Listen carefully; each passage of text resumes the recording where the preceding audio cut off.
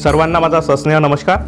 सार्वजनिक उत्सव म्हणजेच गणेश उत्सव, नवरात्र उत्सव, दहीहंडी उत्सव हे प्रामुख्याने साजरे केले जातात। या वर्षीचा दहीहंडी उत्सव 16 ऑगस्टला असून गणेश उत्सव 27 ऑगस्ट ते 6 सप्टेंबर या कालावधीत साजरा होणार आहे।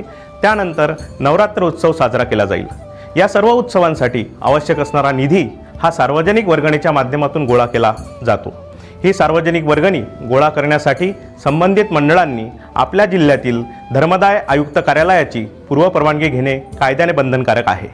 जी मंडळे सार्वजनिक न्यास किंवा संस्था म्हणून नोंदणीकृत आहेत अशा मंडळांना पूर्वपरवानगीची आवश्यकता नाही, परंतु ज्या मंडळांनी संस्था तथा न्यास म्हणून नोंदणी केलेली नाही अशा मंडळांना कलम 41 क अन्वये पूर्वपरवानगी घेणे बंधनकारक आहे।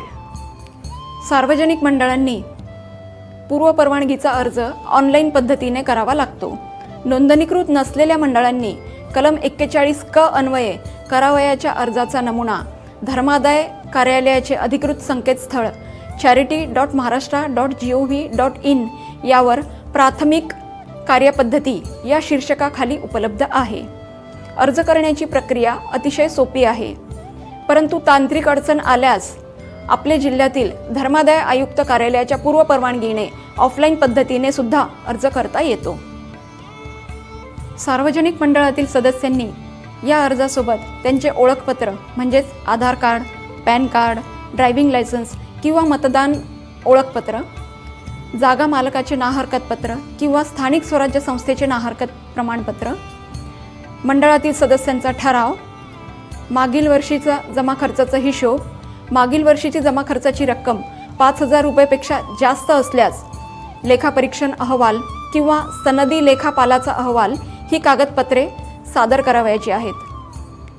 हा अर्ज मंडळातील सदस्यांनी रीतसर संपूर्ण कागदपत्रांसह सादर केल्यानंतर ऑनलाईन पद्धतीने अर्ज केल्यास 7 दिवसात व ऑफलाईन पद्धतीने अर्ज केल्यास 15 दिवसात 3 टप्प्यांमध्ये चौकशीची प्रक्रिया पूर्ण होऊन अटी व शर्तींना अधीन राहून प्रमाणपत्र दिले जाते।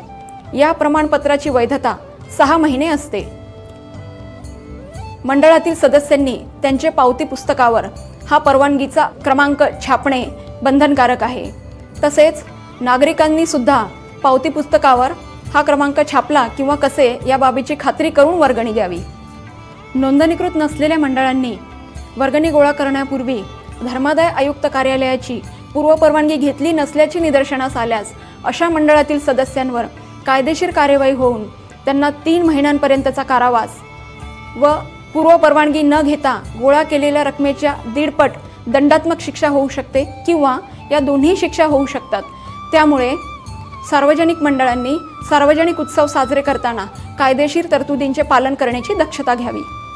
ज्या मंडळांना निधी गोळा करण्याची परवानगी दिलेली आहे अशा मंडळांनी उत्सव संपल्यानंतर 2 महिन्याच्या आत गोळा केलेल्या सर्व वर्गणी संदर्भातील संपूर्ण हिशोब आपल्या जिल्ह्यातील धर्मदाय आयुक्त कार्यालयामध्ये सादर करणे अनिवार्य आहे।